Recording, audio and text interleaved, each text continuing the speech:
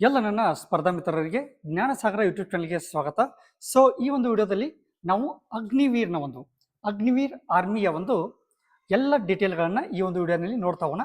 ಯಾವ ರೀತಿಯಾಗಿ ಪ್ರೊಸೆಸ್ ಇರ್ತದ, ಅಂದ್ರೆ ಸೆಲೆಕ್ಷನ್ ಪ್ರೊಸೆಸ್ ಯಾವ ರೀತಿ ಇರ್ತದ, ಮತ್ತೆ ಸಿಲೆಬಸ್ ಹೇಗಿರ್ತದ, ಮತ್ತೆ ಎಕ್ಸಾಮಿನೇಷನ್ ನ ಪ್ಯಾಟರ್ನ್ ಅನ್ನ ಯಾವ ರೀತಿ ಕೊಟ್ಟಿರ್ತಾರೆ, ಮತ್ತೆ ಅಪ್ಲೈ ಮಾಡೋದಕ್ಕೆ ಅದರ ಒಂದು ಅಪ್ಲಿಕೇಶನ್ ಹಾಕೋದಕ್ಕೆ ಬೇಕಾಗಿರ್ತಕ್ಕಂಥ ದಾಖಲೆಗಳ ಬಗ್ಗೆ ಈ ಒಂದು ವಿಡಿಯೋನಲ್ಲಿ ಡಿಟೇಲ್ ಆಗಿರ್ತಕ್ಕಂಥ ಮಾಹಿತಿಯನ್ನ ಕನ್ನಡದಲ್ಲಿ ತಿಳ್ಕೊಳ್ತಾ ಹೋಗೋಣ್ರಿ. ಹೌದ್ರಿ, ಈ ಒಂದು ಎಕ್ಸಾಮಿನೇಷನ್ ಕನ್ನಡದಲ್ಲಿ ಇರ್ತದ, ನೋಡ್ತಾ ಹೋಗೋಣ. ಬನ್ರಿ ಸ್ಟಾರ್ಟ್ ಮಾಡೋಣ. ಓಕೆನಾ? ಬನ್ರಿ ನೋಡ್ರಿ, ಅಗ್ನಿವೀರ್ ಆರ್ಮಿಯ ಒಂದು ಸಂಪೂರ್ಣ ಮಾಹಿತಿ ಈ ಒಂದು ವಿಡಿಯೋನಲ್ಲಿ ನಾವು ನೋಡ್ತಾ ಇದ್ದೀವಿ. ಇವಾಗ ಬನ್ರಿ ಸ್ಟಾರ್ಟ್ ಮಾಡೋಣ. ನೋಡ್ರಿ, ಅಗ್ನಿವೀರ್ನ ಆರ್ಮಿಯ ಒಂದು ನೋಟಿಫಿಕೇಶನ್ 2026 2026ರಲ್ಲಿ ಕರೆದಿರ್ತಕ್ಕಂಥ ಒಂದು ನೋಟಿಫಿಕೇಶನ್ ಇದಾಗಿದೆ. ಸೊ ಇದರ ಬಗ್ಗೆ ಒಂದು ಡೀಟೇಲ್ ಆಗಿರ್ತಕ್ಕಂಥ ಮಾಹಿತಿಯನ್ನು ನೋಡೋಣ ಕ್ಲಾಸ್ ಅಲ್ಲಿ, ಅಥವಾ ಈ ಒಂದು ವಿಡಿಯೋನಲ್ಲಿ ಏನೇನು ತಿಳ್ಕೊತೀವಪ್ಪ ಅಂದ್ರೆ ಎಕ್ಸಾಮಿನೇಷನ್ ಅಪ್ಲಿಕೇಶನ್ ಸ್ಟಾರ್ಟಿಂಗ್ ಡೇಟ್. ಹೌದಾ? ಈ ಒಂದು ಅಪ್ಲಿಕೇಶನ್ ಹಾಕೋದಕ್ಕೆ ಈ ಒಂದು ಪೋಸ್ಟ್ಗೆ ಅಪ್ಲಿಕೇಶನ್ ಅನ್ನು ಹಾಕೋದಕ್ಕೆ ಸ್ಟಾರ್ಟಿಂಗ್ ಡೇಟ್ ಅನ್ನ ನೋಡ್ತೀವಿ. ಅದ್ರ ಜೊತೆಗೆ ಅಪ್ಲಿಕೇಶನ್ ಡಾಕ್ಯುಮೆಂಟ್ಸ್, ಅದ್ರ ಜೊತೆಗೆ ಕ್ವಾಲಿಫಿಕೇಶನ್, ಏಜ್ ಲಿಮಿಟ್, ಮತ್ತೆ ಎಕ್ಸಾಮಿನೇಷನ್ ಫೀಸ್ಗಳ ಬಗ್ಗೆನೂ ಕೂಡ ಈ ಒಂದು ವಿಡಿಯೋನಲ್ಲಿ ಡೀಟೇಲ್ ಆಗಿ ನೋಡ್ತಾ ಹೋಗೋಣ. ಅದ್ರ ಜೊತೆಗೆ ಸೆಲೆಕ್ಷನ್ ಪ್ರೊಸೆಸ್ ಬಂದ್ಬಿಟ್ಟು, ಆಮೇಲೆ ಎಕ್ಸಾಮಿನೇಷನ್ ಪ್ಯಾಟರ್ನ್, ಅದು ಅಗ್ನಿವೀರ್ ಜಿಡಿ ಆಗಿರ್ಬೋದು, ಮತ್ತೆ ಕ್ಲರ್ಕ್ ಆಗಿರ್ಬೋದು. ಅದ್ರ ಜೊತೆಗೆ ಫಿಸಿಕಲ್ ಟೆಸ್ಟ್ ಯಾವ ರೀತಿ ಮಾಡ್ತಾರ, ಮತ್ತೆ ಯಾವ್ಯಾವ ಇರ್ತದ, ಅದ್ರ ಜೊತೆಗೆ ಮೆಡಿಕಲ್ ಟೆಸ್ಟ್, ಮತ್ತೆ ಅದ್ರ ಜೊತೆಗೆ ಡಾಕ್ಯುಮೆಂಟ್ ವೆರಿಫಿಕೇಶನ್, ಈ ಎಲ್ಲವನ್ನ ಈ ಒಂದು ವಿಡಿಯೋನಲ್ಲಿ ನೋಡ್ತಾ ಹೋಗೋಣ.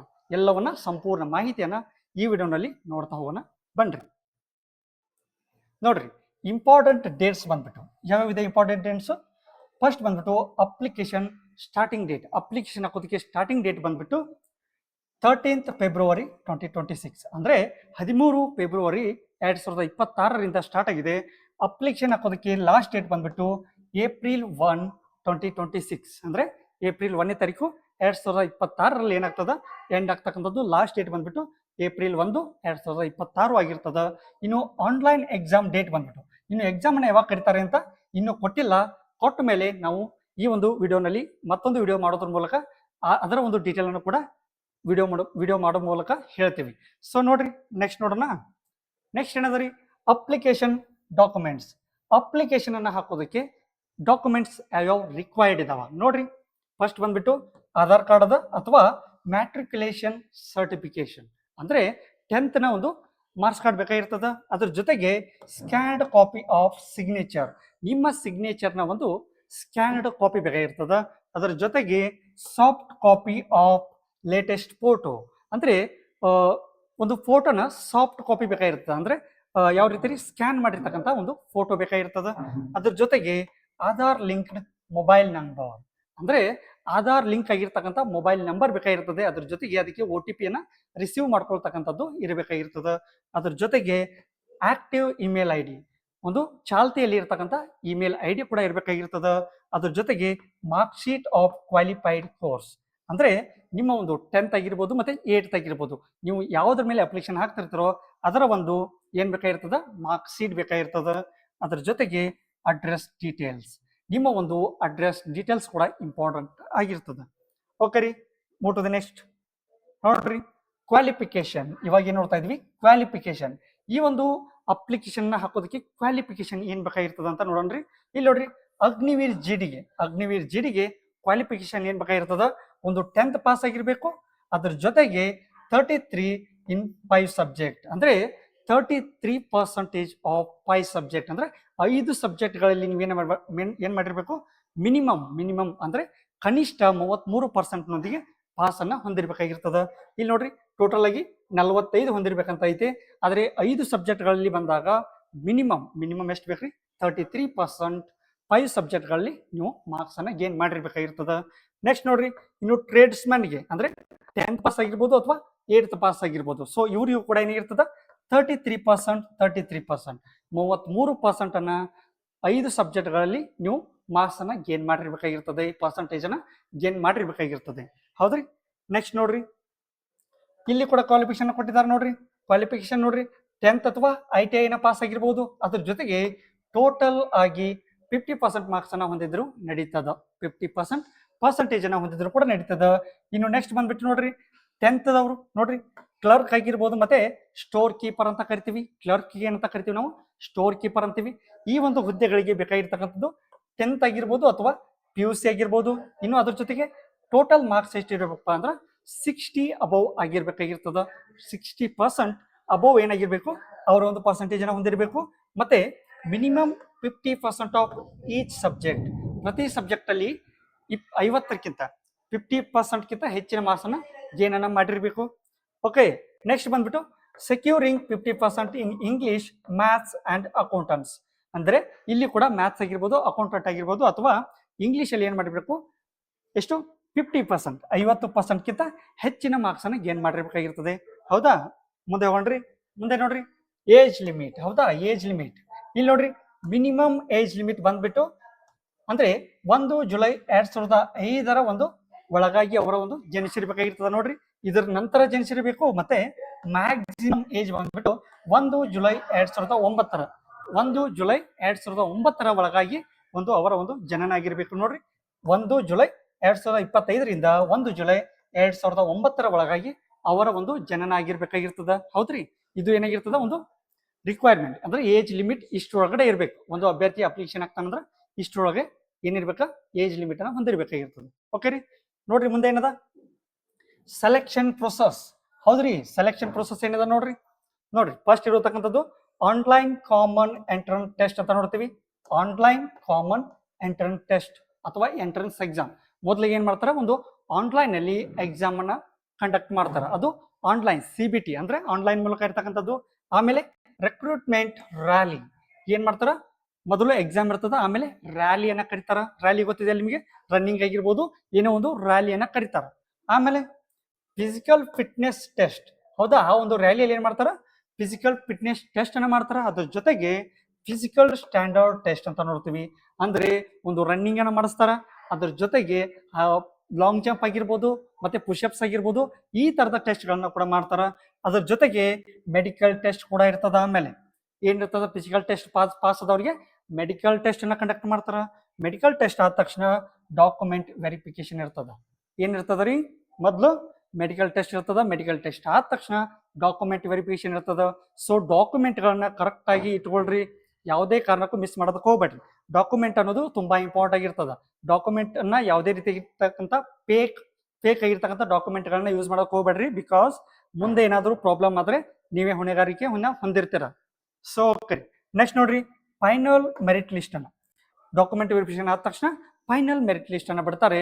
ನಿಮ್ಮ ನೇಮ್ ಬಂದಿದ್ರೆ ಅವಾಗ ನೀವು ಏನ್ ಮಾಡ್ತಾರೆ, ಜಾಯ್ನಿಂಗ್ ಲೆಟರ್ ಅನ್ನ ಪಡ್ಕೊಳ್ತೀರಾ. ಹೌದ್ರಿ, ಮುಂದೆ ನೋಡ್ರಿ. ಆನ್ಲೈನ್ ಕಾಮನ್ ಎಂಟ್ರನ್ಸ್ ಟೆಸ್ಟ್ ಅಲ್ಲಿ ಯಾವ ರೀತಿ ನಡೆಸ್ತಾರೆ ಅಂತ ನೋಡೋಣ. ನೋಡ್ರಿ, ಇಲ್ಲಿ will be conducted in 13 languages. ಅಂದ್ರೆ ಈ ಒಂದು ಎಕ್ಸಾಮಿನೇಷನ್ ಆನ್ಲೈನ್ ಮೂಲಕ ನಡೆಸ್ತಕ್ಕಂಥ ಎಕ್ಸಾಮಿನೇಷನ್ 13 ಅಂದ್ರೆ 13 ಲ್ಯಾಂಗ್ವೇಜಸ್ ಗಳಲ್ಲಿ ಕಂಡಕ್ಟ್ ಆಗ್ತಿರ್ತದ. ನಮ್ಮ ಲ್ಯಾಂಗ್ವೇಜ್ ಯಾವ್ದದ್ರಿ, ಕನ್ನಡ. ನಾವು ಕನ್ನಡವನ್ನ ಚೂಸ್ ಮಾಡ್ಕೋಬೇಕಾಗಿರ್ತದ. ನಾವು ಅಪ್ಲಿಕೇಶನ್ ಹಾಕುವಾಗ ಕನ್ನಡವನ್ನ ಚೂಸ್ ಮಾಡ್ಕೋಬೇಕ್ರಿ. ಅರ್ಥ ಆಯ್ತಾ, ಕನ್ನಡವನ್ನ ಚೂಸ್ ಮಾಡ್ಕೋಬೇಕ್ರಿ.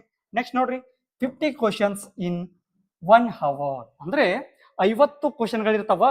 1 ಗಂಟೆಗಳ ಕಾಲ ನಮ್ಗೆ ಏನ್ ಕೊಟ್ಟಿರ್ತಾರ, ಟೈಮಿಂಗ್ ಅನ್ನ ಕೊಟ್ಟಿರ್ತಾರ. ಸೊ 50 ಕ್ವಶನ್ಗಳು 1 ಗಂಟೆ ಟೈಮಿಂಗ್ ಅನ್ನ ಕೊಟ್ಟಿರ್ತಾರ. ಅಷ್ಟರೊಳಗಾಗಿ ನೀವು 50 ಕ್ವಶನ್ಗಳನ್ನ ಸಾಲ್ವ್ ಮಾಡ್ಬೇಕಾಗಿರ್ತದ. ಓಕೆ ರೀ, ನೆಕ್ಸ್ಟ್ ನೋಡ್ರಿ. ಓಕೆ ರೀ, Indian army CBT exam pattern. ಅಂದ್ರೆ ಜನರಲ್ ಡ್ಯೂಟಿ ಇರ್ತಕ್ಕಂಥ ಅಭ್ಯರ್ಥಿಗಳಿಗೆ ಅವರಿಗೆ ಇರ್ತಕ್ಕಂಥ ಒಂದು ಎಕ್ಸಾಮಿನೇಷನ್ ಪ್ಯಾಟರ್ನ್ ಯಾವ ರೀತಿ ಇರ್ತಪ್ಪ ಅಂದ್ರೆ, ಇಲ್ಲಿ ಪಾಸಿಂಗ್ ಮಾರ್ಕ್ಸ್ ಬಂದ್ಬಿಟ್ಟು ಇಲ್ಲಿ ಇರ್ತಕ್ಕಂಥ ಪಾಸಿಂಗ್ ಮಾರ್ಕ್ಸ್ ಎಷ್ಟಿರ್ತದ, 35 ಮಾರ್ಕ್ಸ್ ಗಳನ್ನ ತಗೊಂಡ್ಬಿಟ್ರೆ ಏನಾಗ್ತದೆ ಪಾಸಿಂಗ್, ಅವರು ಫಿಸಿಕಲ್ಗೆ ಎಲಿಜಿಬಲ್ ಆಗ್ತಾರ. ನೋಡ್ರಿ, ನೆಕ್ಸ್ಟ್ ಇರ್ತಕ್ಕಂಥದ್ದು ಡ್ಯೂರೇಷನ್ ಬಂದ್ಬಿಟ್ಟು 60 ಮಿನಿಟ್. ಅಂದ್ರೆ 1 ಗಂಟೆಗಳ ಕಾಲ, ಅಂದ್ರೆ 60 ನಿಮಿಷ ಅಂದ್ರೆ 1 ಗಂಟೆಗಳ ಕಾಲ ನಮ್ಗೆ ಏನಿರ್ತದ, ಒಂದು ಎಕ್ಸಾಮಿನೇಷನ್ಗೆ ಅವಧಿಯನ್ನ ಕೊಟ್ಟಿರ್ತಾರ. ಎಷ್ಟು, 35 ಮಾರ್ಕ್ಸ್. ಮಿನಿಮಮ್ 35 ತಗೊಂಡ್ಬಿಟ್ರೆ ಕ್ಲಿಯರ್, ಅಂದ್ರೆ ಫಿಸಿಕಲ್ಗೆ ನಿಮಗೆ ಅಲೋವ್ ಮಾಡ್ತಾರ. ನೆಕ್ಸ್ಟ್ ನೋಡ್ರಿ, ಮಾರ್ಕಿಂಗ್ ಸ್ಕೀಮ್ ಹೆಂಗಿರ್ತದಪ್ಪ ಅಂದ್ರೆ 2 marks for each correct answer. ಅಂದ್ರೆ ಒಂದು ಕ್ವಶನ್ ನ ರೈಟ್ ಮಾಡಿದ್ದೆ ಆಗಿದ್ರೆ 2 ಮಾರ್ಕ್ಸ್ಗಳು ನಿಮಗೆ ಬರ್ತಾವ. ಅಂದ್ರೆ ಒಂದು ಕ್ವಶನ್ಗೆ 2 ಮಾರ್ಕ್ಸ್ಗಳು. 50 ಕ್ವಶನ್ಗಳಿಗೆ 100 ಮಾರ್ಕ್ಸ್ಗಳು ಇಲ್ಲಿ ಕೊಡ್ತಕ್ಕಂಥದ್ದು. ಒಂದು ಕ್ವಶನ್ಗೆ 2 ಮಾರ್ಕ್ಸ್. ಸೊ ಈ ರೀತಿ ನೋಡ್ರಿ. ಇನ್ನು ನೆಗೆಟಿವ್ ಮಾರ್ಕ್ ಬಂದ್ಬಿಟ್ಟು 0.5% ನೆಗೆಟಿವ್ ಮಾರ್ಕ್ ಅನ್ನ ಹೊಂದಿರತಕ್ಕಂಥದ್ದು. ಓಕೆ, ಇಲ್ಲಿ ನೋಡ್ರಿ, ಇಂಡಿಯನ್ ಆರ್ಮಿಯ ಒಂದು ಸಿಬಿಟಿ ಎಕ್ಸಾಮ್ ನ ಪ್ಯಾಟರ್ನ್ ಅನ್ನ ಈ ರೀತಿ ನೋಡೋಣ. ಇಲ್ಲಿ ನೋಡ್ರಿ, ಜನರಲ್ ನಾಲೆಜ್ ಅಂತ ನೋಡ್ತೀವಿ. ಜನರಲ್ ನಾಲೆಜ್ಗೆ 15 ಕ್ವಶನ್ಗಳನ್ನ ರೈಸ್ ಮಾಡ್ತಕ್ಕಂಥದ್ದು. ಅದರಲ್ಲಿ ಟೋಟಲ್ ಮಾರ್ಕ್ಸ್ ಬಂದ್ಬಿಟ್ಟು 30 ಮಾರ್ಕ್ಸ್ಗಳು. ಏನ್ರಿ, ಜನರಲ್ ನಾಲೆಜ್ GK ಯಲ್ಲಿ ಎಷ್ಟು ಕ್ವಶನ್ಸ್ ಬರ್ತಾವ? 15 ಕ್ವಶನ್ಗಳು ಬರ್ತಾವ. ಟೋಟಲ್ ಮಾರ್ಕ್ಸ್ ಬಂದ್ಬಿಟ್ಟು 30 ಮಾರ್ಕ್ಸ್. ಅಂದ್ರೆ 15ರ ಡಬಲ್ ಎಷ್ಟ್ರಿ? 30. 15ರ ಡಬಲ್ 30 ಅಂದ್ರೆ 15 ಕ್ವಶನ್ಗಳು 30 ಮಾರ್ಕ್ಸ್ಗಳು. ಅಂದ್ರೆ ಒಂದು ಕ್ವಶನ್ಗೆ 2 ಮಾರ್ಕ್ಸ್ಗಳನ್ನ ಕೇಳ್ತಕ್ಕಂಥದ್ದು. ಮುಂದೆ ನೋಡ್ರಿ, ಜನರಲ್ ಸೈನ್ಸ್ ಅದ. ಜನರಲ್ ಸೈನ್ಸ್ಗೆ 15 ಕ್ವಶನ್ಗಳು ಇರ್ತಾವ. 15 ಕ್ವಶನ್ಗೆ 30 ಮಾರ್ಕ್ಸ್. ಇಲ್ಲಿ ನೋಡ್ರಿ, ಮ್ಯಾಥ್ಸ್ ಇರ್ತದ. ಮ್ಯಾಥ್ಸ್ಗೂ ಕೂಡ 15 ಕ್ವಶನ್ಗಳು, ಟೋಟಲ್ ಆಗಿ 30 ಮಾರ್ಕ್ಸ್. ಇನ್ನು ನೋಡ್ರಿ, ಲಾಜಿಕಲ್ ರೀಸನಿಂಗ್ ಬಟ್ಟು ಬಂದು 5 ಕ್ವಶನ್ಗಳು, ಟೋಟಲ್ ಆಗಿ 10 ಮಾರ್ಕ್ಸ್. ಟೋಟಲ್ ಆಗಿರ್ತಕ್ಕಂಥದ್ದು 100 ಮಾರ್ಕ್ಸ್ ಇಂದು 50 ಕ್ವಶನ್ಸ್. 50 ಕ್ವಶನ್ಗಳನ್ನ ಕೇಳ್ತಾರ 100 ಮಾರ್ಕ್ಸ್ಗೆ. ಅರ್ಥ ಆಯ್ತ್ರಿ? ಏನನ್ನ ಶುರು ಮಾಡ್ಕೊಂಡ್ರಿ? 100 ಮಾರ್ಕ್ಸ್ಗಳಿಗೆ 50 ಕ್ವಶನ್ಗಳು. ಅಂದ್ರೆ 50 ಕ್ವಶನ್ ಕೇಳ್ತಾರ, ಅದಕ್ಕೆ 100 ಮಾರ್ಕ್ಸ್ಗಳಿಂದ ಏನ್ ಮಾಡ್ತಾರ? 100 ಮಾರ್ಕ್ಸ್ಗಳನ್ನ ಹೊಂದಿರ್ತದ. ಅಂದ್ರೆ ಒಂದು ಕ್ವಶನ್ಗೆ 2 ಮಾರ್ಕ್ಸ್ಗಳು. ಓಕೆನಾ? ಮೂಟದ ನೆಕ್ಸ್ಟ್ ನೋಡ್ರಿ, ಏನದ? Indian army CBT exam pattern. ಅದು ಕೂಡ ಟೆಕ್ನಿಕಲ್ಗೆ. ಆಗ್ಲೇ ನೋಡಿದ್ರಿ, ಜಿಡಿಗೆ ನೋಡಿದ್ರಿ, ಇವಾಗ ಟೆಕ್ನಿಕಲ್ಗೆ ನೋಡ್ರಿ. ಟೆಕ್ನಿಕಲ್ಗೆ ಯಾವ್ದು ರೀತಿ ಇರ್ತದ? ಪಾಸಿಂಗ್ ಮಾರ್ಕ್ಸ್ ಬಂದ್ಬಿಟ್ಟು 80 ಮಾರ್ಕ್ಸ್ ಇರ್ತದ. ನೀವೇನಾದ್ರೂ 80 ಮಾರ್ಕ್ಸ್ ಅನ್ನ ತಗೊಂಡಿದ್ದೇ ಆಗಿದ್ರೆ ನೀವು ಫಿಸಿಕಲ್ಗೆ ಏನಾಗ್ತೀರಾ? ಕಂಡಕ್ಟ್ ಅಂದ್ರೆ ನಿಮಗೆ ಫಿಸಿಕಲ್ ಆಗಿರ್ತಕ್ಕಂಥ ಫಿಸಿಕಲ್ ಟೆಸ್ಟ್ಗೆ ಅಲೋ ಮಾಡ್ತಾರೆ. ನೋಡ್ರಿ, ಡ್ಯೂರೇಷನ್ ಬಂದ್ಬಿಟ್ಟು ಇಲ್ಲಿ ಕೂಡ 60 ನಿಮಿಷ. ಅದ್ರ ಜೊತೆಗೆ ಮಾರ್ಕಿಂಗ್ ಸ್ಕೀಮ್ ಹೆಂಗಿರ್ತದಪ್ಪ ಅಂದ್ರ, ಒಂದು ಕ್ವಶನ್ಗೆ 4 ಮಾರ್ಕ್ಸ್ಗಳನ್ನ ಹೊಂದಿರ್ತದ. 4 marks for each correct answer. ಒಂದು ಕರೆಕ್ಟ್ ಆನ್ಸರ್ಗೆ 4 ಮಾರ್ಕ್ಸ್ ಅನ್ನ ಕೊಡ್ತಕ್ಕಂಥದ್ದು. ಅದ್ರ ಜೊತೆಗೆ ನೋಡ್ರಿ, ನೆಗೆಟಿವ್ ಮಾರ್ಕಿಂಗ್ ಹೆಂಗಿರ್ತದ್ರಿ? 1 marks for each incorrect answer. ಒಂದು ಈಚ್ ಕರೆಕ್ಟ್ ಕ್ವಶನ್ ಇರ್ತದಲ್ರಿ, ನೋಡ್ರಿ, ಒಂದು ಏನಾದ್ರೂ ತಪ್ಪಾಗಿರ್ತಕ್ಕಂಥ ಆನ್ಸರ್ ಕ್ವಶನ್ ಅನ್ನ ಹಾಕಿದ್ರೆ 1 ಮಾರ್ಕ್ಸ್ ರೆಡ್ಯೂಸ್ ಆಗತ್ತ. ಹೌದ್ರಿ? ನೋಡ್ರಿ, ಅದ್ರ ಜೊತೆಗೆ ಇಲ್ಲಿರ್ತಕ್ಕಂಥ ಸಬ್ಜೆಕ್ಟ್ ವೈಸ್ ನೋಡೋದಾದ್ರೆ, ಜನರಲ್ ನಾಲೆಜ್ಗೆ 10 ಕ್ವಶನ್ಗಳನ್ನ ಕೇಳ್ತಕ್ಕಂಥದ್ದು. ಮ್ಯಾಥ್ಸ್ಗೆ 15 ಕ್ವಶನ್ಗಳು, ಫಿಸಿಕ್ಸ್ಗೆ 15 ಕ್ವಶನ್ಗಳು, ಕೆಮಿಸ್ಟ್ರಿಗೆ 10 ಕ್ವಶನ್ಗಳು. ಇದು ಏನಾಗಿರ್ತದ? ಕ್ವಶನ್ ಕೇಳ್ತಕ್ಕಂಥದ್ದು. ಜನರಲ್ ನಾಲೆಜ್ ಅಂದ್ರೆ ಜಿಕೆಗೆ 10 ಕ್ವಶನ್ ಕೇಳ್ತಾರ. ಟೋಟಲ್ ಮಾರ್ಕ್ಸ್ ಬಂದ್ಬಿಟ್ಟು 40. ಅಂದ್ರೆ ಒಂದು ಕ್ವಶನ್ಗೆ 4 ಮಾರ್ಕ್ಸ್ ಅಂದ್ರೆ 10 ಕ್ವಶನ್ಗಳಿಗೆ 40 ಮಾರ್ಕ್ಸ್ ಆಗ್ತದ. ಇನ್ನು ಮ್ಯಾಥ್ಸ್ ಬಂದ್ಬಿಟ್ಟು 15 ಕ್ವಶನ್ಗಳು. 15 ಕ್ವಶನ್ಗಳಿಗೆ ಎಷ್ಟು ಕೇಳ್ತಿದಾರೆ? 15 ಕ್ವಶನ್ಗಳು 60 ಮಾರ್ಕ್ಸ್ಗಳು. ನೋಡ್ರಿ, 15 ಕ್ವಶನ್ಗಳು 60 ಮಾರ್ಕ್ಸ್ಗಳು. ಅಂದ್ರೆ ಒಂದು ಕ್ವಶನ್ಗೆ 4 ಮಾರ್ಕ್ಸ್ ಆದ್ರೆ 15 ಕ್ವಶನ್ಗೆ ಎಷ್ಟಾಗ್ತದ? 60 ಮಾರ್ಕ್ಸ್ಗಳು. ಯಾವ್ದ್ರ ಮೇಲೆ? ಮ್ಯಾಥ್ಸ್ ಮೇಲೆ. ಇನ್ನು ಫಿಸಿಕ್ಸ್ ಬಂದ್ಬಿಟ್ರೆ 15 ಕ್ವಶನ್ಗಳು 60 ಮಾರ್ಕ್ಸು. ಅದ್ರ ಜೊತೆಗೆ ಕೆಮಿಸ್ಟ್ರಿ ಬಂದ್ಬಿಟ್ಟು 10 ಕ್ವಶನ್ ಕೇಳ್ತಾರ, 40 ಮಾರ್ಕ್ಸ್ ಆಗಿರ್ತದ. ಟೋಟಲ್ ಆಗಿ 50 ಕ್ವಶನ್ಗಳು 200 ಮಾರ್ಕ್ಸ್ಗಳು. ಹೌದ್ರಿ? ಇದು ನಿಮ್ಮ ಎಕ್ಸಾಮಿನೇಷನ್ ಒಂದು ಪ್ಯಾಟರ್ನ್ ಆಗಿರ್ತದ. ಅದು ಕೂಡ ಟೆಕ್ನಿಕಲ್ ನ ಒಂದು ಅಭ್ಯರ್ಥಿಗಳಿಗೆ. ಹೌದಾ? ಮುಂದೆ ನೋಡೋಣ್ರಿ, ಇಂಡಿಯನ್ ಆರ್ಮಿಯ ಒಂದು ಪ್ಯಾಟರ್ನ್, CBT ಪ್ಯಾಟರ್ನ್. ಸೊ ಇದು ಕೂಡ ಕ್ಲರ್ಕ್ ನ ಹುದ್ದೆಗಳಿಗೆ ಯಾವ ರೀತಿಯಾಗಿರ್ತಕ್ಕಂಥ ಎಕ್ಸಾಮಿನೇಷನ್ ಪ್ಯಾಟರ್ನ್ ಇರ್ತದ ಅಂತ ಈ ಒಂದು ನೋಡೋಣ. ಪಾಸಿಂಗ್ ಮಾರ್ಕ್ಸ್ ಬಂದ್ಬಿಟ್ಟು 80 ಅಂತ ನೋಡ್ತೀವಿ. ಹೌದ್ರಿ? ಪಾಸಿಂಗ್ ಮಾರ್ಕ್ಸ್ ಬಂದ್ಬಿಟ್ಟು 80 ಅಂತ ನೋಡ್ತೀವಿ. 32 ಇನ್ ಈಚ್ ಪಾರ್ಟ್. ಡ್ಯೂರೇಷನ್ ಬಂದ್ಬಿಟ್ಟು 60 ಮಿನಿಟ್. ಇದು ಕೂಡ 60 ನಿಮಿಷ. ಅಂದ್ರೆ 1 ಗಂಟೆಗಳ ಕಾಲ ನಿಮ್ಮ ಒಂದು ಎಕ್ಸಾಮಿನೇಷನ್ ಇರ್ತದ. ಇದು ಕೂಡ ಪಾಸಿಂಗ್ ಮಾರ್ಕ್ಸ್ ಬಂದ್ಬಿಟ್ಟು 80 ಮಾರ್ಕ್ಸ್ ಅಂತ ನೋಡ್ತೀವಿ. 32 ಇನ್ ಈಚ್ ಪಾರ್ಟ್. 32 ಮಾರ್ಕ್ಸ್ಗಳನ್ನ ಈಚ್ ಪಾರ್ಟಿಗೆ ತಗೊಳ್ಬೇಕಾಗಿರ್ತದ. ಇಲ್ಲಿ ನೋಡ್ರಿ, ಸಬ್ಜೆಕ್ಟ್ ಅನ್ನು ನೋಡ್ತಗೊಂಡ್ರಿ, ಇಲ್ಲಿ ಪಾರ್ಟ್ ಅಂತ ಕೊಟ್ಟಿದ್ದಾರೆ ನೋಡ್ರಿ. ಇಲ್ಲಿ ಎಕ್ಸಾಮಿನೇಷನ್ ಅನ್ನ 2 ಪಾರ್ಟ್ಗಳಾಗಿ ಮಾಡ್ತಾರ. ಇಲ್ಲಿ 32 ತಗೋಬೇಕು, ಇಲ್ಲಿ 32 ತಗೋಬೇಕು, ಇಲ್ಲಿ 32 ತಗೋಬೇಕು. ಸೊ ಹಾಗಾಗಿ ಪಾಸಿಂಗ್ ಮಾರ್ಕ್ಸ್ ಏನಾಗಿರ್ತದ? ಪಾರ್ಟ್ 1 ಅಲ್ಲಿ 32 ಪಾಸಿಂಗ್ ಮಾರ್ಕ್ಸ್, ಪಾರ್ಟ್ 2 ಅಲ್ಲಿ 32 ಮಾರ್ಕ್ಸ್. ನೋಡ್ರಿ, ಜನರಲ್ ನಾಲೆಜ್ ಇರ್ತದ. 5 ಕ್ವಶನ್ಗಳನ್ನ ಕೇಳ್ತಾರ, 20 ಮಾರ್ಕ್ಸ್ಗಳು. ಹೌದಾ? ಜನರಲ್ ಸೈನ್ಸ್ ಅನ್ನ 5 ಕ್ವಶನ್ಗಳು, 20 ಮಾರ್ಕ್ಸ್ಗಳು. ಮ್ಯಾಥ್ಸ್ ಅನ್ನ 10 ಕ್ವಶನ್ಗಳು, 40 ಮಾರ್ಕ್ಸ್ಗಳು. ಕಂಪ್ಯೂಟರ್ ಸೈನ್ಸ್ 5 ಕ್ವಶನ್ಗಳು, ಇಲ್ಲಿ 40 ಅಲ್ರಿ, ಇದು 20 ಕ್ವಶನ್, ಪ್ರಿಂಟಿಂಗ್ ಮಿಸ್ಟೇಕ್ ಇದೆ. 20 ಮಾರ್ಕ್ಸ್ಗಳು, 5 ಕ್ವಶನ್ಗಳು, 20 ಮಾರ್ಕ್ಸ್. ಮತ್ತೆ ಜನರಲ್ ಇಂಗ್ಲಿಷ್ ನೋಡ್ತೀವಿ, 25 ಕ್ವಶನ್ಗಳು, 100 ಮಾರ್ಕ್ಸ್ಗಳು. ಇಲ್ಲಿ ನೋಡ್ರಿ, ಇಂಗ್ಲಿಷ್ ಅಲ್ಲಿಯೇ ಜಾಸ್ತಿಯನ್ನ ಕ್ವಶನ್ ಅನ್ನು ರೈಸ್ ಮಾಡ್ತಕ್ಕಂಥದ್ದು. ನೋಡ್ರಿ, ಜನರಲ್ ಇಂಗ್ಲಿಷ್ಗೆ 25 ಕ್ವಶನ್ಸ್ ಅನ್ನ ಕೇಳ್ತಾರ. ಅಂದ್ರೆ 100 ಮಾರ್ಕ್ಸ್, ಅಂದ್ರೆ 50%. ಈ ಎಕ್ಸಾಮಿನೇಷನ್ ಅಲ್ಲಿ, ಕ್ಲರ್ಕ್ ನ ಒಂದು ಎಕ್ಸಾಮಿನೇಷನ್ ಅಲ್ಲಿ 50% ಇಂಗ್ಲಿಷ್ ಮೇಲೆ ಕ್ವಶನ್ ಅನ್ನ ರೈಸ್ ಮಾಡ್ತಕ್ಕಂಥದ್ದು. ಸೊ ಹಾಗಾಗಿ ಯಾರು ಕ್ಲರ್ಕಿಗೆ ಓದ್ತಾ ಇರ್ತೀರ ಅವರು ಕಂಪಲ್ಸರಿಯಾಗಿ ಇಂಗ್ಲಿಷ್ ಅನ್ನ ಜಾಸ್ತಿ ಒತ್ತು ಕೊಟ್ಟು ಸ್ಟಡಿ ಮಾಡ್ರಿ ಅಂತ ಹೇಳೋದು. ಹೌದಾ? 50% ಅಂದ್ರೆ 25 ಕ್ವಶನ್ಗಳನ್ನ ಎಲ್ಲಿ ಕೇಳ್ತಾರ? ಇಂಗ್ಲಿಷ್ನಲ್ಲಿ ಜನರಲ್ ಇಂಗ್ಲಿಷಲ್ಲಿ 25 ಕ್ವಶನ್ ಕೇಳ್ತಾರೆ. ಸೊ ಹಾಗಾಗಿ ಟೋಟಲ್ ಕ್ವಶನ್ ಬಂದ್ಬಿಟ್ಟು 50 ಕ್ವಶನ್ಗಳು 200 ಮಾರ್ಕ್ಸ್ಗೆ, ಅಂದ್ರೆ 200 ಮಾರ್ಕ್ಸ್ಗೆ 50 ಕ್ವಶನ್ಗಳು. ಸೊ ಹಾಗಾಗಿ ನೋಡ್ರಿ ಮುಡುದು ನೆಕ್ಸ್ಟ್ ಒಂದು ನೋಡೋಣ ಏನ್ರಿ, ಇಂಡಿಯನ್ ಆರ್ಮಿ ಎಕ್ಸಾಮ್ ಪ್ಯಾಟರ್ನ್ ಬಂದ್ಬಿಟ್ಟು ಇದು ನರ್ಸಿಂಗ್ ಆಗಿರ್ತದೆ. ನರ್ಸಿಂಗ್, ಈ ಒಂದು ನರ್ಸಿಂಗ್ನ ಒಂದು ಪೋಸ್ಟ್ಗಳಿಗೆ ಯಾವ ರೀತಿಯಾಗಿ ಕರೆದಿದ್ದಾರೆ ನೋಡ್ರಿ. ಇಲ್ಲಿ ನೋಡ್ರಿ 60 minute 200 marks offline common entrance test. ಈ ಒಂದು ಎಕ್ಸಾಮಿನೇಷನ್ ಯಾವ ರೀತಿ ಇರ್ತದ, ಇದೊಂದು ಆಫ್ಲೈನ್ ಟೆಸ್ಟ್ ಆಗಿರ್ತದ ರೀ, ಆನ್ಲೈನ್ ಟೆಸ್ಟ್ ಅಲ್ಲ, ಆಫ್ಲೈನ್ ಟೆಸ್ಟ್ ಆಗಿರ್ತದ. ನೋಡ್ರಿ 60 ನಿಮಿಷ ಟೈಮಿಂಗ್ ಅನ್ನ ಕೊಟ್ಟಿರ್ತಾರ, 200 ಮಾರ್ಕ್ಸ್ಗೆ ಬರಿಬೇಕಾಗಿರ್ತದೆ. ಇದು ಒಂದು ಆಫ್ಲೈನ್, ಅಂದ್ರೆ ಆಫ್ಲೈನ್ ಅಲ್ಲಿ ಇರ್ತಕ್ಕಂಥ ಒಂದು ಎಂಟ್ರೆನ್ಸ್ ಟೆಸ್ಟ್ ಆಗಿರ್ತದ. ಹೌದ್ರಿ, ಓಕೆ ನೋಡ್ರಿ, consisting 50 multiple choice questions with a minimum qualifying score of 80 marks. ಅಂದ್ರೆ ಒಂದು 50 ಮಲ್ಟಿಪಲ್ ಚಾಯ್ಸ್ ಕ್ವಶನ್ಗಳನ್ನ ಕೊಟ್ಟಿರ್ತಾರ. ಸೊ ಅದರಲ್ಲಿ ಎಷ್ಟು ತಗೋಬೇಕ್ರಿ, ಮಿನಿಮಮ್ 80 ಮಾರ್ಕ್ಸ್ ಅನ್ನ ಸ್ಕೋರ್ ಮಾಡಿದ್ರೆ ಅವ್ರಿಗೆ ಏನಾಗಿರ್ತದ, ಎಲಿಜಿಬಲ್ ಆಗ್ತಾರ. ಇಲ್ಲಿ ನೋಡ್ರಿ, ಅವ್ರಿಗೆ ಯಾವುದೇ ರೀತಿಯಾಗಿರ್ತಕ್ಕಂಥ ನೆಗೆಟಿವ್ ಮಾರ್ಕಿಂಗ್ ಇರೋದಿಲ್ಲ, ನೋ ನೆಗೆಟಿವ್ ಮಾರ್ಕಿಂಗ್. ಹೌದ್ರಿ, ನರ್ಸಿಂಗ್ದವ್ರಿಗೆ ಯಾವುದೇ ರೀತಿಯಾಗಿರ್ತಕ್ಕಂಥ ನೆಗೆಟಿವ್ ಮಾರ್ಕ್ ಇರೋದಿಲ್ಲ. ಅದು ನಿಮ್ಮ ಮೈಂಡಲ್ಲಿ ಇರ್ಬೇಕ್ರಿ. ಅಂದ್ರೆ ಯಾವುದೇ ಕಾರಣಕ್ಕೂ ಬಿಟ್ಟು ಬರೋ ಹಂಗಿಲ್ಲ, ಯಾವುದೇ ಒಂದು ಆಪ್ಷನ್ಗಳನ್ನ ಅಥವಾ ಯಾವುದೇ ಒಂದು ಕ್ವಶನ್ಗಳನ್ನ ಬಿಟ್ಟು ಬರೋ ಹಾಗಿಲ್ಲ, ಯಾವುದಾದ್ರೂ ಒಂದು ಆಪ್ಷನ್ ಅನ್ನ ಹಾಕಿ ಬರ್ಬೇಕಾಗ್ತದೆ. ಬಿಕಾಸ್ ಇಲ್ಲಿ ಯಾವುದೇ ರೀತಿಯಾಗಿರ್ತಕ್ಕಂಥ ನೆಗೆಟಿವ್ ಮಾರ್ಕ್ಸ್ ಇಲ್ಲ. ನೀವು ಎಷ್ಟೇ ತಪ್ಪು ಮಾಡಿದ್ರು ಕೂಡ ಅದಕ್ಕೆ ನೆಗೆಟಿವ್ ಮಾರ್ಕ್ಸ್ ಇರೋದಿಲ್ಲ. ಹೌದ್ರಿ, ನೋಡ್ರಿ ಸಬ್ಜೆಕ್ಟ್ ವೈಸ್ ನೋಡೋಣ. ಇಲ್ಲಿ ಕೂಡ ಏನ್ ಮಾಡಿದಾರ, 2 ಪಾರ್ಟ್ಗಳಾಗಿ ಡಿವೈಡ್ ಮಾಡಿದಾರ, ಪಾರ್ಟ್ 1 ಅಂಡ್ ಪಾರ್ಟ್ 2. ಪಾರ್ಟ್ 1 ಅಲ್ಲಿ ಯಾವ್ದದ, ಜನರಲ್ ನಾಲೆಜ್ ಅದ. ಜನರಲ್ ನಾಲೆಜ್ ಅಲ್ಲಿ ಏನ್ ಮಾಡ್ತಾರ, 10 ಕ್ವಶನ್ಗಳನ್ನ ಕೇಳ್ತಾರ, ಟೋಟಲ್ ಆಗಿ 40 ಮಾರ್ಕ್ಸ್ ಆಗಿರ್ತದ. ಇಲ್ಲಿ ನೋಡ್ರಿ, ಮ್ಯಾಥ್ಸ್ ಅಲ್ಲಿ ಕೂಡ 5 ಕ್ವಶನ್ಗಳು 20 ಮಾರ್ಕ್ಸು. ಅದ್ರ ಜೊತೆಗೆ ಫಿಸಿಕ್ಸ್ 5 ಕ್ವಶನ್ಗಳು 20 ಮಾರ್ಕ್ಸು. ಬಯೋಲಜಿ ಕೇಳ್ತಾರ, ಬಯೋಲಜಿಯಲ್ಲಿ ಕೂಡ 15 ಕ್ವಶನ್ಗಳು 60 ಮಾರ್ಕ್ಸ್ಗಳು. ಕೆಮಿಸ್ಟ್ರಿಯಲ್ಲಿ 15 ಕ್ವಶನ್ಗಳು 60 ಮಾರ್ಕ್ಸ್ಗಳು. ಸೊ ನೋಡ್ರಿ, ಜನರಲ್ ನಾಲೆಜ್ ಆಗಿರ್ಬೋದು, ಮ್ಯಾಥ್ಸ್ ಆಗಿರ್ಬೋದು, ಫಿಸಿಕ್ಸ್ ಆಗಿರ್ಬೋದು, ಬಯೋಲಜಿ ಆಗಿರ್ಬೋದು, ಕೆಮಿಸ್ಟ್ರಿ ಆಗಿರ್ಬೋದು, ಈ ಅಷ್ಟು ಸಬ್ಜೆಕ್ಟ್ಗಳಲ್ಲಿ ನಿಮಗೆ ಕ್ವಶನ್ ಅನ್ನ ರೈಸ್ ಮಾಡ್ತಾರ. ಇಲ್ಲಿ ನೋಡ್ರಿ, ಟೋಟಲ್ ಕ್ವಶನ್ ಬಂದ್ಬಿಟ್ಟು 50 ಕ್ವಶನ್ಗಳು 200 ಮಾರ್ಕ್ಸ್ಗೆ ನಿಮ್ಮ ಒಂದು ಕ್ವಶನ್ ಪೇಪರ್ ಇರ್ತದ, ಸೆಟ್ ಮಾಡಿರ್ತಾರೆ. ಇದು ಒಂದು ಆಫ್ಲೈನ್ ಆಗಿರ್ತಕ್ಕಂಥದ್ದು, ಮತ್ತೆ ನೆಗೆಟಿವ್ ಮಾರ್ಕ್ ಇರೋದಿಲ್ರಿ, ನೆನಪಿಟ್ಕೊಳ್ರಿ, ನೆಗೆಟಿವ್ ಮಾರ್ಕ್ ಇರೋದಿಲ್ಲ. ಸೊ ಹಾಗಾಗಿ ಯಾವುದೇ ಒಂದು ಕ್ವಶನ್ ಅನ್ನ ಬಿಟ್ಟು ಬರೋದಕ್ಕೆ ಹೋಗ್ಬೇಡ್ರಿ, ಆಲ್ಮೋಸ್ಟ್ ಎಲ್ಲವನ್ನ ಟಚ್ ಮಾಡ್ರಿ. ನೋಡ್ರಿ, ಇನ್ನು ಫಿಸಿಕಲ್ ಟೆಸ್ಟ್ ಅಲ್ಲಿ ಯಾವ ರೀತಿ ತಗೊಳ್ತಾರ, ಹೈಟ್ ಮೆಜರ್ಮೆಂಟ್. ಹೌದ್ರಿ, ಹೈಟ್ ನ ಯಾವ ರೀತಿ ತಗೊಳ್ತಾರ ನೋಡ್ರಿ. GD and trades man, GD ಮತ್ತು ಟ್ರೇಡ್ಸ್ ಮ್ಯಾನ್ ಹುದ್ದೆಗಳಿಗೆ ಎಷ್ಟಿರ್ಬೇಕ್ರಿ ಹೈಟ್, 166 ಸೆಂಟಿಮೀಟರ್, 166 ಸೆಂಟಿಮೀಟರ್ ಅನ್ನ ಹೈಟ್ ನ ಹೊಂದಿರಬೇಕು. ಅದ್ರ ಜೊತೆಗೆ ಟೆಕ್ನಿಕಲ್ದವ್ರಿಗೆ ಎಷ್ಟು ಕೊಟ್ಟಿದಾರ, 165 ಸೆಂಟಿಮೀಟರ್, ಅಂದ್ರೆ 165 ಸೆಂಟಿಮೀಟರ್ ಯಾರಿಗೆ, ಟೆಕ್ನಿಕಲ್ ಒಂದು ಅಭ್ಯರ್ಥಿಗಳಿಗೆ. ಇನ್ನು ಕ್ಲರ್ಕ್ ಅಭ್ಯರ್ಥಿಗಳಿಗೆ 162 ಸೆಂಟಿಮೀಟರ್ಗಳನ್ನ ಹೊಂದಿದ್ರೆ ಅವರು ಅನ್ಅಪ್, ಅವ್ರಿಗೆ ಸಾಕಾಗಿರ್ತದೆ. ಎಷ್ಟ್ರಿ, GD ಆಗಿರ್ಬೋದು, ಟ್ರೇಡ್ಸ್ ಮನ್ಗಳಿಗೆ 166 ಸೆಂಟಿಮೀಟರ್ ಆದ್ರೆ, ಅದ್ರ ಜೊತೆಗೆ ಟೆಕ್ನಿಕಲ್ ಬಂದ್ಬಿಟ್ಟು 165 ಸೆಂಟಿಮೀಟರ್, ಕ್ಲರ್ಕ್ ಬಂದ್ಬಿಟ್ಟು 162 ಸೆಂಟಿಮೀಟರ್ ಎತ್ತರವನ್ನ ಹೊಂದಿರಬೇಕಾಗಿರ್ತದೆ.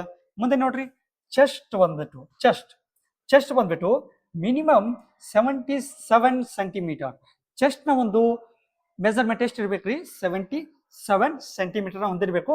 ಅದ್ರ ಜೊತೆಗೆ 5 ಸೆಂಟಿಮೀಟರ್ ಎಕ್ಸ್ಪ್ಯಾಂಡೇಷನ್ ಇಸ್ ರಿಕ್ವೈರ್ಡ್, ಅಂದ್ರೆ 77 ಸೆಂಟಿಮೀಟರ್ ಆಗಿ ಅದರ ನಂತರ ಏನ್ ಮಾಡ್ಬೇಕ್ರಿ, 5 ಸೆಂಟಿಮೀಟರ್ಗಳಷ್ಟು ಎಕ್ಸ್ಪ್ಯಾಂಡೇಷನ್ ಅನ್ನ ಹೊಂದಿರಬೇಕಾಗಿರ್ತದ. ಅದ್ರ ಜೊತೆಗೆ ವೇಟ್ ನೋಡ್ರಿ, ವೇಟ್ ಏನದ, ವೇಟ್ ಅದ proportionate to the height and age, ಅಂದ್ರೆ ಹೈಟ್ ನ ನೊಂದಿಗೆ, ಅಂದ್ರೆ ಹೈಟ್ ಯಾವ ರೀತಿ ಇರ್ತದೋ ಅದರ ತಕ್ಕಂಗ ಒಂದು ವೇಟ್ ಅನ್ನ ಹೊಂದಿರಬೇಕಾಗಿರ್ತದ. ಓಕೆ ರೀ, ಅದ್ರ ಜೊತೆಗೆ ಮೆಡಿಕಲ್ ಸ್ಟ್ಯಾಂಡರ್ಡ್ಸ್, ಅಂದ್ರೆ ಮೆಡಿಕಲ್ ಸ್ಟ್ಯಾಂಡರ್ಡ್ ನ ಪ್ರಕಾರ ಹೈಟ್ಗೆ ತಕ್ಕಂತಹ ವೇಟ್ ಅನ್ನ ಹೊಂದಿರಬೇಕು. ಓಕೆ ರೀ, move to the next move ಆಗೋಣ. ನೋಡ್ರಿ, ರನ್ನಿಂಗ್ ಟೆಸ್ಟ್ ಅನ್ನ ಯಾವ ರೀತಿ ಮಾಡ್ತಾರ ಅಂತ ನೋಡ್ತಾ ಹೋಗ್ರಿ. ರನ್ನಿಂಗ್ ಟೆಸ್ಟ್ ಇಲ್ಲಿರ್ತಕ್ಕಂಥ ಫಿಸಿಕಲ್ ಅಲ್ಲಿ ರನ್ನಿಂಗ್ ಟೆಸ್ಟ್ ಅನ್ನ ಹೆಂಗಿರ್ತದ ಅಂದ್ರ 1.6 ಕಿಲೋಮೀಟರ್ ರನ್ ಎಷ್ಟಿರ್ತದ್ರಿ, 1.6 ಕಿಲೋಮೀಟರ್, ಅಂದ್ರೆ 1600 ಮೀಟರ್ ಅಂತ ಹೇಳ್ತೀವಿ. 1600 ಮೀಟರ್ನ ಒಂದು ರನ್ನಿಂಗ್ ಇರ್ತಕ್ಕಂಥದ್ದು.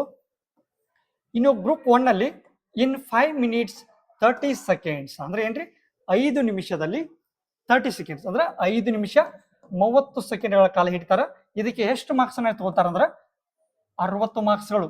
ಎಷ್ಟ್ರಿ, 60 ಮಾರ್ಕ್ಸ್ ಅನ್ನ ಕನ್ಸಿಡರ್ ಮಾಡ್ತಾರ. ಏನಾದರೂ ಅವರು 5 ನಿಮಿಷ 30 ಸೆಕೆಂಡ್ಗಳಲ್ಲಿ ಏನಾದರೂ ಅವರು 1600 ಮೀಟರ್ ಅಂದ್ರೆ 1.6 ಕಿಲೋಮೀಟರ್ ಏನಾದರೂ ಪಾಸ್ ಆಗಿದ್ರೆ ಅಥವಾ ರನ್ನಿಂಗ್ ಅನ್ನ ಮಾಡಿದ್ದೇ ಆಗಿದ್ದಲ್ಲಿ 60 ಮಾರ್ಕ್ಸ್ಗಳನ್ನ ಕನ್ಸಿಡರ್ ಮಾಡ್ತಾರ. ಅದ್ರ ಜೊತೆಗೆ ಗ್ರೂಪ್ ಸೆಕೆಂಡ್ ಹಿಡಿತಾರ ಗೊತ್ತ್ರಿ, ಅಂದ್ರೆ 5 minutes 31 seconds ಅಲ್ಲಿ ಏನಾದರೂ ನೀವು ರನ್ನಿಂಗ್ ಅನ್ನ ಕ್ಲಿಯರ್ ಮಾಡಿದ್ದೇ ಆಗಿದ್ದಲ್ಲಿ ಎಷ್ಟು ಕೊಡ್ತಾರ್ರಿ? 45 ಮಾರ್ಕ್ಸ್ ಅನ್ನ ಕೊಡ್ತಾರೆ ನಿಮಗೆ. 45 ಮಾರ್ಕ್ಸ್ ಅನ್ನ ಈ ಒಂದು ಸೆಕ್ಷನ್ ಅಲ್ಲಿ ಕೊಡ್ತಾರ ಸೆಕೆಂಡ್ ಟೈಮ್ ಹಿಡಿದಾಗ, ಅಂದ್ರೆ 4 minutes 31 minutes ಅಲ್ಲಿ ಹಿಡಿದಾಗ. ಇನ್ನು ಸೆಕೆಂಡ್ಗಳಲ್ಲಿ ಹೌದಾ 48 ಮಾರ್ಕ್ಸ್ಗಳನ್ನ ಹಿಡಿತಾರೆ. 48 ಮಾರ್ಕ್ಸ್ಗಳನ್ನ ಅರ್ಥ ಐತ್ರಿ. ಇನ್ನು ನೆಕ್ಸ್ಟ್ ಬಂದ್ಬಿಟ್ಟು ಗ್ರೂಪ್ ಥರ್ಡ್ ಬಂದಾಗ 5 ಮಿನಿಮಮ್ ಅಂದ್ರೆ 5 minutes 46 seconds ಬಂದಾಗ ಅಂದ್ರೆ 6 ಮಿನಿಟ್ ಏನಾದರೂ 6 ಮಿನಿಟ್ ಒಳಗಾಗಿ ತಗೊಂಡ್ಬಂದಿದ್ದೆ ಆಗಿದ್ದಲ್ಲಿ ಅವ್ರಿಗೆ ಏನ್ ಮಾಡ್ತಾರ 36 ಮಾರ್ಕ್ಸ್ಗಳನ್ನ ನೀಡ್ತಕ್ಕಂಥದ್ದು. ಏನಾದರೂ 5 minutes 30 seconds ಬಂದಾಗ 60 ಕೊಡ್ತಾರೆ. ಅದೇ ಏನಾದರೂ 5 minutes 30 ಬಂದಾಗ ಎಷ್ಟು ಕೊಡ್ತಾರೆ? 45 ಮಾರ್ಕ್ಸ್ ಕೊಟ್ರೆ, ಇಲ್ಲಿ ನೋಡ್ರಿ 5 minutes 46 seconds ಬಂದಾಗ 36 ಮಾರ್ಕ್ಸ್ಗಳನ್ನ ಕೊಡ್ತಾರೆ. ನೆಕ್ಸ್ಟ್ ನೋಡ್ರಿ ಗ್ರೂಪ್ 4 ಅಲ್ಲಿ 6.1 ಅಂದ್ರೆ 6 ನಿಮಿಷ 1 ಸೆಕೆಂಡ್ ಅಥವಾ 6 ರಿಂದ 15 ಮಿನಿಟ್ಗಳಲ್ಲಿ ಬಂದಾಗ 24 ಮಾರ್ಕ್ಸ್ಗಳನ್ನ ಕೊಡ್ತಾರೆ. ಇದು ಒಂದು ರನ್ನಿಂಗ್ ನ ಮಾರ್ಕ್ಸ್ ಗಳನ್ನ ಕೊಡ್ತಕ್ಕಂಥ ರೀತಿಯಾಗಿರ್ತದೆ. ಓಕೆ ರೀ. ನೆಕ್ಸ್ಟ್ ನೋಡ್ರಿ ಫುಲ್ ಅಪ್ಸ್ ಅಂತ ನೋಡ್ತೀವಿ. ಫುಲ್ ಅಪ್ಸ್ ಅಂದ್ರೆ ಈ ತರ ಹೊಡಿತೀವಲ್ಲ, ಡಿಪ್ಸ್ ಅಂತೀವಲ್ಲ, ಆ ತರ ಫುಲ್ ಅಪ್ಸ್ ಅನ್ನ ಹೊಡಿಯೋದಕ್ಕೆ ಏನ್ ಮಾಡ್ತೀವಿ? 10 ಪುಲ್ ಅಪ್ಸ್ ಅನ್ನ ಹೊಡೆದ್ರೆ 40 ಮಾರ್ಕ್ಸ್ ಇರ್ತದ. 9 ಪುಲ್ ಅಪ್ಸ್ ಅನ್ನ ಹೊಡೆದ್ರೆ 33 ಮಾರ್ಕ್ಸ್. 8 ಪುಲ್ ಅಪ್ಸ್ ಅನ್ನ ಹೊಡೆದ್ರೆ 27 ಮಾರ್ಕ್ಸ್. 7 ಪುಲ್ ಅಪ್ಸ್ ಅನ್ನ ಹೊಡೆದ್ರೆ 21 ಮಾರ್ಕ್ಸ್. 6 ಪುಲ್ ಅಪ್ಸ್ ಅನ್ನ ಹೊಡೆದ್ರೆ 16 ಮಾರ್ಕ್ಸ್ ಗಳನ್ನ ನೀಡ್ತಾರೆ. ಅದ್ರ ಜೊತೆ ಇದು ಗೊತ್ತಿರಬೇಕು, ಈ ತರದ ಒಂದು ಅಂದ್ರೆ ನೀವು ಆಲ್ಮೋಸ್ಟ್ ಏನ್ ಮಾಡ್ಬೇಕ್ರಿ 10 ಪುಲ್ ಅಪ್ಸ್ ಅನ್ನ ಹೊಡೆಯೋದಕ್ಕೆ ಟ್ರೈ ಮಾಡ್ಬೇಕ್ರಿ. ಸೊ ಹೆಚ್ಚಿನ ಮಾರ್ಕ್ಸ್ ಅನ್ನ ಅಂದ್ರೆ 40 ಮಾರ್ಕ್ಸ್ ಗಳನ್ನ ಕೊಡ್ತಕ್ಕಂಥದ್ದು. ಸೊ ಹಾಗಾಗಿ 10 ಪುಷಪ್ಸ್ ಗಳನ್ನ ಹೊಡೆಯೋದಕ್ಕೆ ಪ್ರಯತ್ನ ಪಡ್ರಿ. ಇನ್ನು ಇಲ್ಲಿ ನೋಡ್ರಿ ಜಿಗ್ಜಾಗ್ ಬ್ಯಾಲೆನ್ಸ್ ಅಂತ ನೋಡ್ತೀವಿ. ಇಲ್ಲಿ ಏನ್ ಮಾಡ್ತಾರ? ಜಿಗ್ಜಾಗ್ ಬ್ಯಾಲೆನ್ಸ್ ಅನ್ನ ಟೆಸ್ಟ್ ಮಾಡ್ತಕ್ಕಂಥದ್ದು. ಸೊ ಇದು ಒಂದು ಟೆಸ್ಟ್ ಆಗಿರ್ತದ. ಇನ್ನು ನೆಕ್ಸ್ಟ್ ನೋಡ್ರಿ 9 feet ಡೀಚ್ ಅಂತ ಇದೆ ನೋಡ್ರಿ. 9 feet ಅಂದ್ರೆ ಏನ್ ಮಾಡೋದು? 9 feet ಅನ್ನ ಏನ್ ಮಾಡೋದು? ಹೈ ಜಂಪ್ ಅನ್ನ ಜಿಗಿಬೇಕಾಗಿರ್ತದ. ಸೊ ಇದು ಕೂಡ ಒಂದು ಟೆಸ್ಟ್ ಆಗಿರ್ತದ. ಓಕೆ ರೀ. ನೆಕ್ಸ್ಟ್ ನೋಡ್ರಿ ಅಗ್ನಿವೀರ್ನ ಒಂದು ಆರ್ಮಿಯ ಒಂದು ಮೆಡಿಕಲ್ ಚೆಕಪ್ ನ ಒಂದು ಪ್ರೊಸೆಸ್ ಯಾವ ರೀತಿ ಮಾಡ್ತಾರ ಅಂತ ನೋಡ್ತಾ ಹೋಗ್ರಿ. ಹೌದ್ರಿ. ಈ ಒಂದು ಮೊದಲು ಎಕ್ಸಾಮಿನೇಷನ್ ಅಲ್ಲಿ ಪಾಸ್ ಆಗಿದ್ದೀರಾ, ಆಮೇಲೆ ಆಮೇಲೆ ಫಿಸಿಕಲ್ ಅನ್ನ ಪಾಸ್ ಆಗಿದ್ದೀರಾ, ಆಮೇಲೆ ಬರ್ತಕ್ಕಂಥದ್ದು ಅಗ್ನಿವೀರ್ ಆರ್ಮಿಯ ಒಂದು ಮೆಡಿಕಲ್ ಚೆಕಪ್. ಸೊ ಇಲ್ಲಿ ಯಾವ ರೀತಿಯಾಗಿ ಚೆಕಪ್ ಅನ್ನ ಮಾಡ್ತಾರ ಅಂತ ನೋಡೋಣ್ರಿ. ಫಸ್ಟ್ಲಿ ಮಾಡ್ತಕ್ಕಂಥದ್ದು ಹೈಟ್ ಮಾಡ್ತಾರ, ವೇಟ್ ಮಾಡ್ತಾರ ಅಂಡ್ ಚೆಸ್ಟ್ ಮೆಜರ್ಮೆಂಟ್. ಈ ರೀತಿಯಾಗಿ ಎಲ್ಲಿ ಮಾಡ್ತಾರ?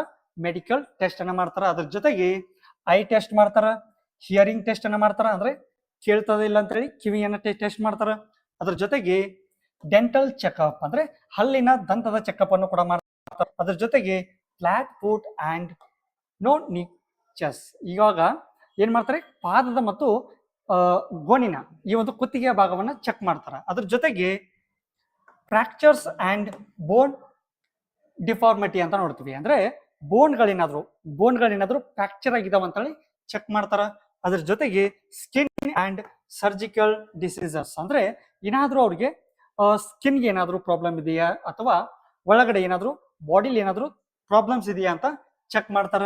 ಅದ್ರ ಜೊತೆಗೆ ಇಂಟರ್ನಲ್ ಹೆಲ್ತ್ ಚೆಕಪ್ ಅಂದ್ರೆ ಬಾಡಿ ಒಳಗೆ ಏನಾದ್ರು ಗೊತ್ತಿಲ್ಲದೆ ಇರ್ತಕ್ಕಂಥ ಸಾಕಷ್ಟು ರೋಗಗಳಿರ್ತಾವ, ಅವುಗಳನ್ನ ಕೂಡ ಚೆಕ್ ಮಾಡ್ತಾರ. ಇನ್ನು ಮೆಂಟಲ್ ಹೆಲ್ತ್ ಅಂಡ್ ಸೈಕಾಲಜಿಕಲ್ ಅಂದ್ರೆ ಮೆಂಟಲ್ ಹೆಲ್ತ್ ಅಂದ್ರೆ ಮಾನಸಿಕವಾಗಿರ್ತಕ್ಕಂಥ ಆರೋಗ್ಯವನ್ನ ಕೂಡ ಚೆಕ್ ಮಾಡ್ತಾರ. ಅದ್ರ ಜೊತೆಗೆ ಸೈಕಾಲಜಿಕಲಿ ಅಂತೀವಲ್ರಿ, ಸೈಕಾಲಜಿಕಲಿ ನಿಮ್ಮ ಒಂದು ಮೈಂಡ್ ಅನ್ನ ರೀಡ್ ಮಾಡ್ತಕ್ಕಂಥದ್ದು ಕೂಡ ಮಾಡ್ತಾರ ಅವರು. ಅದ್ರ ಜೊತೆಗೆ ಟ್ಯಾಟೋ ಕೂಡ ಚೆಕ್ ಅನ್ನ ಮಾಡ್ತಾರ. ಸೊ ಹಾಗಾಗಿ ಟ್ಯಾಟೋಗಳನ್ನ ಯಾರು ಕೂಡ ಹಾಕ್ಸ್ಕೊಳ್ಳೋದಕ್ಕೆ ಹೋಗ್ಬೇಡ್ರಿ. ಓಕೆ ರೀ. ನೆಕ್ಸ್ಟ್ ನೋಡ್ರಿ ಈ ಒಂದು ಅಪ್ಲಿಕೇಶನ್ ಹಾಕೋದಕ್ಕೆ ಡಾಕ್ಯುಮೆಂಟ್, ಇವಾಗ ಅಪ್ಲಿಕೇಶನ್ ಹಾಕಿರ್ತೀರ, ಅದ್ರ ಜೊತೆ ಇದನ್ನ ಮಾಡಿರ್ತೀರ. ಸೊ ಇಲ್ಲಿ ಏನಾಗಿದೆ ಡಾಕ್ಯುಮೆಂಟ್ ವೆರಿಫಿಕೇಶನ್ ಅನ್ನ ಯಾವ ರೀತಿ ಮಾಡ್ತಾರ? ಹೌದ್ರಿ, ಡಾಕ್ಯುಮೆಂಟ್ ವೆರಿಫಿಕೇಶನ್ ಕೂಡ ಇಂಪಾರ್ಟೆಂಟ್ ಆಗಿರ್ತದ. ನೋಡ್ರಿ ಇಲ್ಲಿ ಅಡ್ಮಿಟ್ ಕಾರ್ಡ್ ಅನ್ನ ಬೇಕಾಗಿರ್ತದ, ಅದ್ರ ಜೊತೆಗೆ ಫೋಟೋಸ್ ಬೇಕಾಗಿರ್ತಾವ, ಅದ್ರ ಜೊತೆಗೆ ಎಜುಕೇಶನಲ್ ಸರ್ಟಿಫಿಕೇಟ್ ಅಂದ್ರೆ ನಿಮ್ಮ ಸ್ಕೂಲ್ಗಳಲ್ಲಿ ಮತ್ತೆ ಕಾಲೇಜ್ಗಳಲ್ಲಿ ಏನ್ ಮಾಡ್ತಾರ? ನಿಮ್ಮ ಒಂದು ಎಜುಕೇಶನ್ ಸರ್ಟಿಫಿಕೇಟ್ ಕೊಡ್ತಾರ. ಸೊ ಅದನ್ನು ಕೂಡ ನೀವು ಹೊಂದಿರಬೇಕಾಗಿರ್ತದ. ಅದ್ರ ಜೊತೆಗೆ ಡೊಮೆನ್ಷಿಯಲ್ ಸರ್ಟಿಫಿಕೇಟ್ ಮತ್ತೆ ರೆಸಿಡೆನ್ಷಿಯಲ್ ಸರ್ಟಿಫಿಕೇಟ್, ಅದ್ರ ಜೊತೆಗೆ ಕ್ಯಾಸ್ಟ್ ಅಂಡ್ ಇನ್ಕಮ್ ಸರ್ಟಿಫಿಕೇಟ್ಗಳು ಕೂಡ ಹೊಂದಿರಬೇಕಾಗಿರ್ತದೆ. ಕ್ಯಾಸ್ಟ್ ಆಗಿರ್ಬೋದು ಮತ್ತೆ ಇನ್ಕಮ್ ಸರ್ಟಿಫಿಕೇಟ್ ಅನ್ನು ಹೊಂದಿರಬೇಕು. ಇನ್ನು ಪೊಲೀಸ್ ವೆರಿಫಿಕೇಶನ್ ಸರ್ಟಿಫಿಕೇಟ್ ಕೂಡ ಹೊಂದಿರಬೇಕಾಗಿರ್ತದೆ. ಏನಾದ್ರೂ ನೀವೆಲ್ಲವನ್ನು ಪಾಸ್ ಆಗಿದ್ರೆ ಫಿಸಿಕಲ್, ಈ ಅಲ್ಲಿ ಫಿಸಿಕಲ್ ಮುಗ್ದದ, ಮೆಡಿಕಲ್ ಮುಗ್ದದ, ಇನ್ ಲಾಸ್ಟ್ ಉಳಿದಿರೋದು ಯಾವ್ದ್ರಿ ಡಾಕ್ಯುಮೆಂಟ್ ವೆರಿಫಿಕೇಶನ್. ಅವಾಗ ಏನ್ ಮಾಡ್ತಾರ, ಪೊಲೀಸ್ ವೆರಿಫಿಕೇಶನ್ ಕೂಡ ಮಾಡ್ತಾರ. ಪೊಲೀಸ್ ವೆರಿಫಿಕೇಶನ್ ಸರ್ಟಿಫಿಕೇಟ್ ಅನ್ನ ತೊಗೊಳ್ಬೇಕಾಗಿರ್ತದೆ. ನಿಮ್ಮ ಒಂದು ನಿಯರ್ ಅಲ್ಲಿ ಇರ್ತಕ್ಕಂಥ ಪೊಲೀಸ್ ಸ್ಟೇಷನ್ಗೆ ಹೋಗಿ ಅಲ್ಲಿ ಏನ್ ಮಾಡ್ಬೇಕ್ರಿ, ನಿಮ್ಮ ಒಂದು ಸರ್ಟಿಫಿಕೇಟ್ ಅನ್ನ ಪಡ್ಕೋಬೇಕಾಗಿರ್ತದೆ. ಅಂದ್ರೆ ಯಾವುದೇ ನಿಮ್ಮ ಮೇಲೆ ಕೇಸ್ ಇಲ್ಲ ಅಂತೇಳಿ ಒಂದು ಸರ್ಟಿಫಿಕೇಟ್ ಅನ್ನ ಕೊಡ್ತಾರ. ಸೊ ಆ ಸರ್ಟಿಫಿಕೇಟ್ ಅನ್ನು ಕೂಡ ನೀವು ಹೊಂದಿರಬೇಕಾಗಿರ್ತದ. ಇನ್ ನೋಡ್ರಿ, ಸ್ಕೂಲ್ ಕ್ಯಾರೆಕ್ಟರ್ ಸರ್ಟಿಫಿಕೇಟ್ ಅಂದ್ರೆ ಸ್ಕೂಲ್ ಅಲ್ಲಿ ಏನ್ ಮಾಡ್ತಾರ, ಒಂದು ಕ್ಯಾರೆಕ್ಟರ್ ಸರ್ಟಿಫಿಕೇಟ್ ಅನ್ನು ಕೂಡ ಕೊಡ್ತಾರ, ಅದನ್ನು ಕೂಡ ಹೊಂದಿರಬೇಕಾಗಿರ್ತದ. ಇನ್ನು ವಿಲೇಜ್ ಕ್ಯಾರೆಕ್ಟರ್ ಸರ್ಟಿಫಿಕೇಟ್ ಇರ್ತದ, ವಿಲೇಜ್ ಕ್ಯಾರೆಕ್ಟರ್ ಸರ್ಟಿಫಿಕೇಟ್, ಅದ್ರ ಜೊತೆಗೆ ಅನ್ಮ್ಯಾರಿಡ್ ಸರ್ಟಿಫಿಕೇಟ್ ಕೂಡ ಹೊಂದಿರಬೇಕು. ಅಂದ್ರೆ ನೀವು ಮದುವೆ ಆಗಿಲ್ಲ ಅನ್ನೋದು ಕೂಡ ಇಂಪಾರ್ಟೆಂಟ್ ಆಗಿರ್ತದ ರೀ. ಈ ಒಂದು ಅಗ್ನಿವೀರ್ ಅಲ್ಲಿ ಮದುವೆ ಆಗತಕ್ಕಂತ ಅಭ್ಯರ್ಥಿಗಳಿಗೆ ಮಾತ್ರ ಅವಕಾಶ ಇರ್ತದ. ಸೊ ಮದುವೆ ಆಗಿಲ್ಲ ಅನ್ನೋದಕ್ಕೆ ಒಂದು ಸರ್ಟಿಫಿಕೇಟ್ ಅನ್ನು ಹೊಂದಿರಬೇಕಾಗಿರ್ತದ. ಅದ್ರ ಜೊತೆಗೆ ರಿಲೇಶನ್ಶಿಪ್ ಸರ್ಟಿಫಿಕೇಟ್, ಹೌದ್ರಿ, ಇಲ್ಲಿ ಕೂಡ ರಿಲೇಶನ್ಶಿಪ್ ಸರ್ಟಿಫಿಕೇಟ್ ಕೂಡ ಬೇಕಾಗಿರ್ತದ. ಸೊ ಅಂದ್ರೆ ನಿಮ್ಮ ಸಂಬಂಧಗಳ ರಿಲೇಶನ್ಶಿಪ್ ಅಂದ್ರೆ ನಿಮ್ಮ ಫ್ಯಾಮಿಲಿ ಮೆಂಬರ್ಸ್ ಒಂದು ಸರ್ಟಿಫಿಕೇಟ್ ಅನ್ನು ಕೂಡ ಹೊಂದಿರಬೇಕಾಗಿರ್ತದ. ಸೊ ಇದೇನಾಗಿರ್ತದ್ರಿ, ಈ ಎಲ್ಲ ಮಾಹಿತಿಗಳು ಕೂಡ ನಿಮಗೆ ಇಂಪಾರ್ಟೆಂಟ್ ಆಗಿರ್ತಾವ. ಈ ಇನ್ನೊಂದು ಬಾರಿ ಏನಾದ್ರು ನಿಮಗೆ ಡೌಟ್ ಇದ್ರೆ ಕೆಳಗಿನ ಕಮೆಂಟ್ ಬಾಕ್ಸ್ ಅಲ್ಲಿ ಕಮೆಂಟ್ ಮಾಡೋದ್ರ ಮೂಲಕ ಕ್ವಶನ್ಸ್ ಅನ್ನ ಕೇಳ್ಬೋದು. ಏನಾದ್ರೂ ಡೌಟ್ ಬಂದ್ರೆ ಕೆಳಗೆ ಕೊಟ್ಟಿರ್ತಕ್ಕಂಥ ಒಂದು ಕಮೆಂಟ್ ಬಾಕ್ಸ್ ಅಲ್ಲಿ ಕಮೆಂಟ್ ಮಾಡೋದ್ರ ಮೂಲಕ ನಿಮಗೆ ಏನಾದ್ರೂ ಕ್ವಶನ್ಸ್ ಇದ್ರೆ ರೈಸ್ ಮಾಡ್ರಿ, ನಾವು ಅದಕ್ಕೆ ಸಾಲ್ವ್ ಮಾಡೋದಕ್ಕೆ ಅಥವಾ ಏನಾದ್ರೂ ಕ್ವಶನ್ಸ್ ಇದ್ರೆ ಅವುಗಳಿಗೆ ಉತ್ತರಿಸೋದಕ್ಕೆ ನಾನು ಪ್ರಯತ್ನ ಪಡ್ತೀನಿ ಅಂತ ಹೇಳ್ತಾ, ಇಲ್ಲಿವರೆಗೂ ವಿಡಿಯೋ ನೋಡಿದ್ದಕ್ಕಾಗಿ ಧನ್ಯವಾದಗಳು ಅಂತ ಹೇಳ್ತಾ ಇಲ್ಲಿಗೆ ಈ ವಿಡಿಯೋನ ಮುಗಿಸ್ತಾ ಇದ್ದೀನಿ. ಧನ್ಯವಾದಗಳೊಂದಿಗೆ ಜೈ ಹಿಂದ್, ಜೈ ಕರ್ನಾಟಕ.